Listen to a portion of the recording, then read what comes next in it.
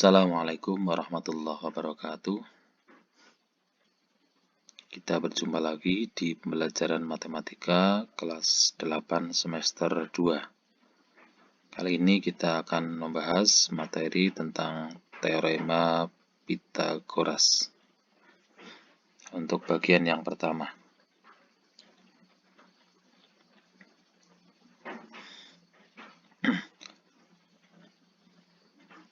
Tujuan pembelajaran untuk materi teorema Pythagoras yang pertama, yaitu peserta didik atau siswa dapat memahami rumus dari teorema Pythagoras.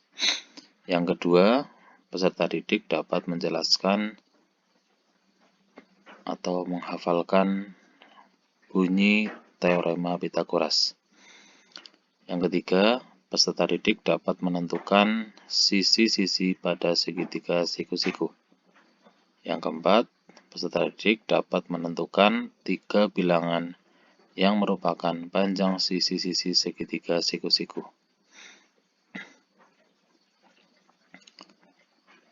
Ya, marilah kita mulai untuk materi teorema Pythagoras untuk bagian yang pertama.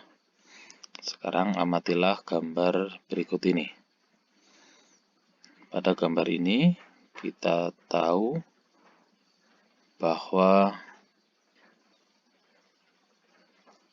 tukang bangunan akan membuat sebuah gedung atau bangunan dan akan membuat pondasi bangunan. Namun sebelum membuat pondasi, biasanya tukang bangunan akan membuat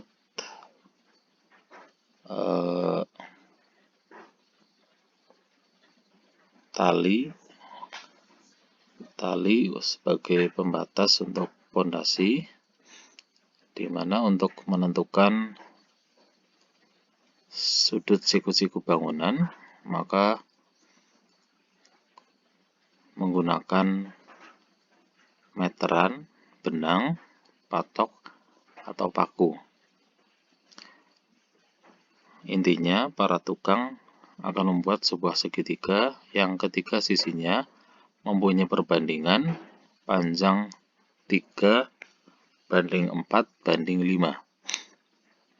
Atau mereka bisa menggunakan 3 meter, 4 meter, atau 5 meter. Masalah tersebut akan kita bahas dalam materi teorema Pythagoras.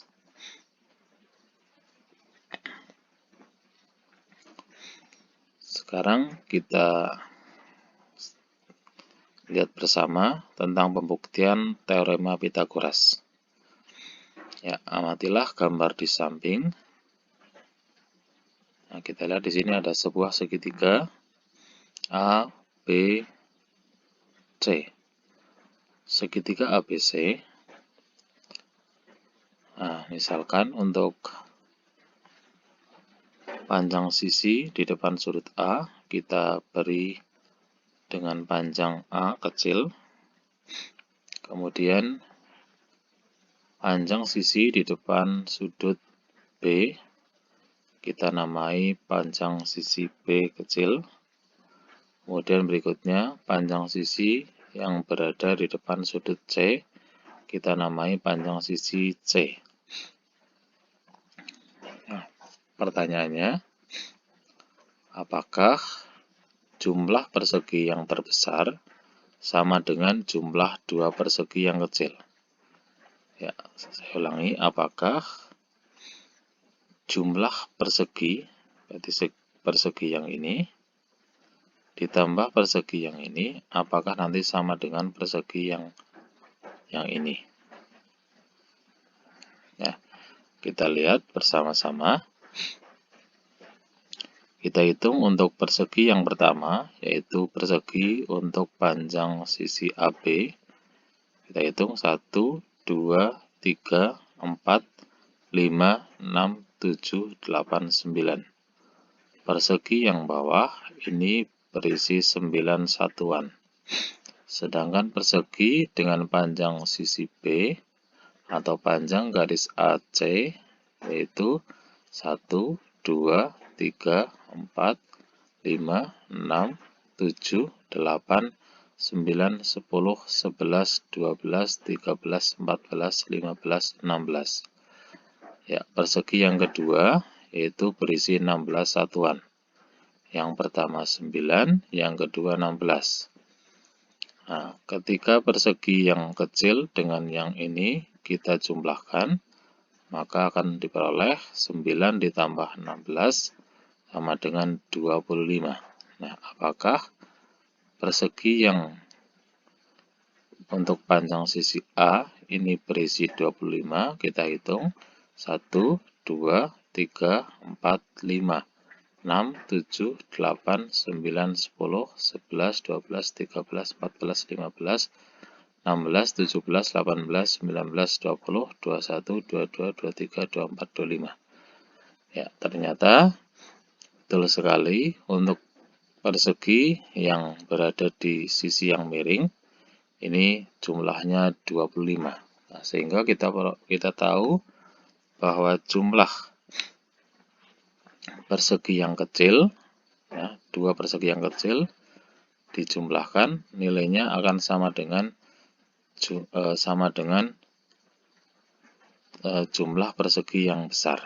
Ya, nah, setelah kita mengamati gambar tersebut, apakah yang dapat kalian ketahui tentang hubungan A, B, dan C? Nah, kalau A tadi panjang sisi yang miring, yang B ini panjang sisi yang tegak, sedangkan C adalah panjang sisi yang mendatar. Nah, hubungannya apa antara A, B, dan C? Ya, kalau kita lihat di sini, untuk yang sisi yang B, ini dengan panjang 4 satuan, nah ternyata perseginya berisi 16. Maka kita bisa membuat ini adalah 4 pangkat 2. Sedangkan yang ini panjangnya 3 satuan, kita bisa menulis 3 pangkat 2.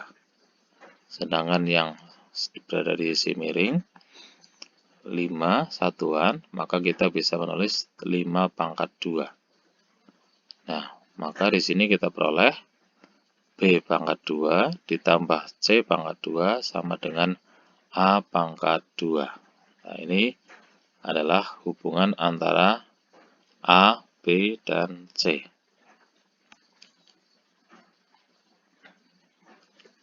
Nah, untuk lebih meyakinkan tentang hubungan A, B, dan C, lanjutkan kegiatan berikut.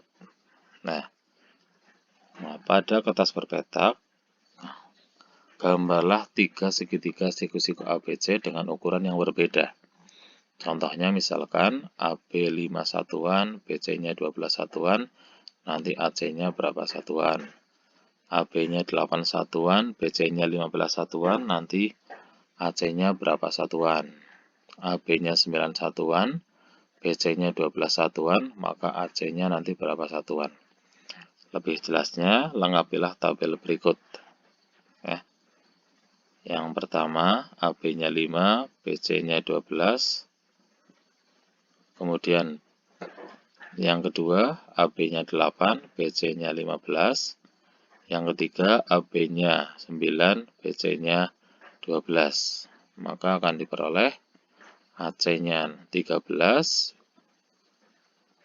ya, AC yang kedua 17, AC yang ketiga 15. Nah, kenapa diperoleh angka-angka seperti ini?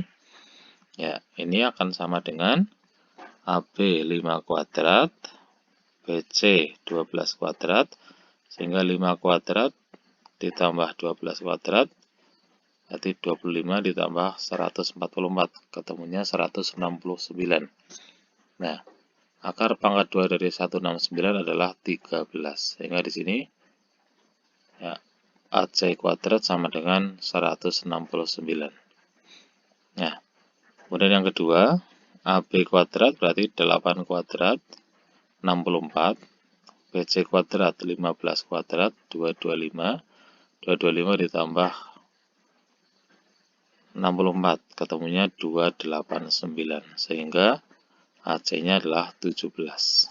Nah, yang ketiga, AB kuadrat 9 kuadrat berarti 81, BC kuadrat 12 kuadrat sama dengan 14. AB kuadrat ditambah BC kuadrat ketemunya adalah 81 tambah 144, ketemu 225. Sehingga AC-nya adalah 225 AC kuadrat. Nah, ini cara memperolehnya yang tadi. Ya, segitiga ini dengan panjang 5 satuan, maka di sini ada 25 persegi untuk persegi yang bawah. Kemudian yang berada di sisi tegak, ini ada 12 satuan, sehingga karena bentuknya persegi, maka di sini ada 144 buah persegi kecil. Nah, kemudian untuk sisi yang miring, nah berarti tadi penjumlahan dari 25 ditambah 144 ketemunya adalah 1 ya, ketemunya adalah 169. Nah, maka ini 13 dikali 13 ketemunya 169. Nah, jadi di sini sisi yang tegak kuadrat ditambah sisi alas kuadrat sama dengan sisi miring dikuadratkan. Begitu juga dengan untuk yang kedua, ya, dengan panjang sisi yang siku-siku yaitu 8 dan 15. Ya, 8 dan 15. Nah, maka akan diperoleh 17. Dari mana? Ya, untuk sisi yang tegak jumlah perseginya adalah 225. 15 dikalikan 15. Sedangkan yang bawah 8 kali 8 64. 64 ditambah 225 ketemu 289. Sehingga di sini perseginya adalah jumlahnya 289 persegi yang kecil. Kemudian untuk yang ketiga, dengan panjang 12 dan 9 untuk sisi yang siku-siku, maka diperoleh sisi miringnya adalah 15. Nah, dari mana 15? Ya, dari sini. Nah, ini jumlahnya adalah 144. Kemudian yang bawah jumlahnya 81 dari 9 kali 9 ya. Kemudian 81 ditambah 144 ketemunya adalah 225. Sehingga panjang sisi satuannya untuk gambar yang ini sisi miringnya adalah 15. Nah, maka dari sini kita bisa mengetahui bahwa rumus Pythagoras adalah AC kuadrat sama dengan AB kuadrat ditambah BC kuadrat. Nah, kalau AB sama dengan C, BC sama dengan A, dan AC sama dengan B, maka diperoleh B kuadrat, ya, sisi miring, ya, kuadrat sama dengan C kuadrat ditambah A kuadrat. Atau kalau kita mau mencari nilai atau panjang sisi siku-sikunya, berarti A kuadrat sama dengan B kuadrat dikurangi C kuadrat. Atau kalau kita mencari nilai C-nya, berarti C kuadrat sama dengan B kuadrat kurangi A kuadrat. Nah, di sini tidak menutup kemungkinan untuk sisi miring ini bisa A, bisa C, bisa B, tergantung permintaan. Nah, kemudian yang berikutnya, bunyi teorema Pythagoras adalah pada segitiga siku-siku berlaku bahwa kuadrat sisi miring atau hipotenusa sama dengan jumlah kuadrat sisi-sisi siku-sikunya. Adalah bunyi dari teorema Pythagoras. Jadi pada setiap segitiga siku-siku berlaku bahwa kuadrat sisi miring sama dengan jumlah kuadrat sisi-sisi siku-sikunya. Sebagai contoh soal, nah, tentukan panjang hipotenusa segitiga di bawah atau panjang sisi miring.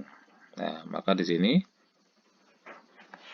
kita menggunakan rumus, ya, karena yang miring yang kita cari, yang C, berarti C kuadrat. Maka A kuadrat ditambah B kuadrat sama dengan C kuadrat.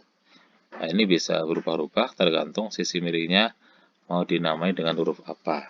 Nah, ini contohnya adalah sisi siku-sikunya A kuadrat ditambah A dan B, sehingga diperoleh 5 kuadrat ditambah 12 kuadrat. Ketemunya adalah C kuadrat. Nah, 25 ditambah 144 sama dengan C kuadrat. Maka C-nya adalah akar 169 sama dengan 13. Nah, contoh yang kedua, yaitu tentukan panjang A pada gambar di samping. Nah, ini berarti ini yang sisi miring 2,9, yang 2,1 adalah sisi siku-sikunya atau sisi tegak. Maka diperoleh A kuadrat ditambah B kuadrat sama dengan C kuadrat. Kenapa berbeda dengan tadi? Ya, karena di sini untuk peletakan A, B, C-nya diubah sesuai dengan yang membuat. Nah, maka di sini sisi miringnya adalah C kuadrat. C, ya. Sehingga diperoleh A kuadrat ditambah B-nya 2,1 sama dengan C-nya adalah 2,9. Nah, sehingga diperoleh A kuadrat adalah 8,1 dikurangi 4,41. Ya, sama dengan A kuadrat sama dengan 4. Maka A-nya adalah 2. Sehingga panjang A atau panjang sisi A adalah 12 cm. Nah, sekarang perhatikan trapesium berikut. Tentukan panjang BC. Nah, BC yang berarti yang miring. Nah, untuk menyelesaikan masalah ini, terlebih dahulu kita buat garis dari titik C, tegak lurus dengan AB. Ya, jadi seperti ini. Dari C ke AB, nah, tapi tegak lurus, sehingga diperoleh gambar seperti ini. Maka terbentuk segitiga siku-siku BCE. Nah, dari sini, maka kita tahu berlaku Pitagoras, yaitu panjang BE, ya, itu sama dengan AB dikurangi AE. Jadi panjang EB itu sama dengan AB dikurangi AE. Nah, kemudian, maka diperoleh panjang BE-nya adalah 8 cm. Kemudian panjang CE pada panjang DA sama dengan 15. Panjang CE sama dengan panjang DA sama dengan 15. Ya, panjang CE, ya, ini sama dengan 15. Kemudian dari sini kita peroleh BC-nya, BC kuadrat sama dengan CE kuadrat ditambah BE kuadrat. Sedangkan BC kuadrat sama dengan CE-nya tadi 15 ditambah 8 sama dengan 225 ditambah 64, ketemunya 289. Maka diperoleh panjang sisi BC adalah akar dari 289.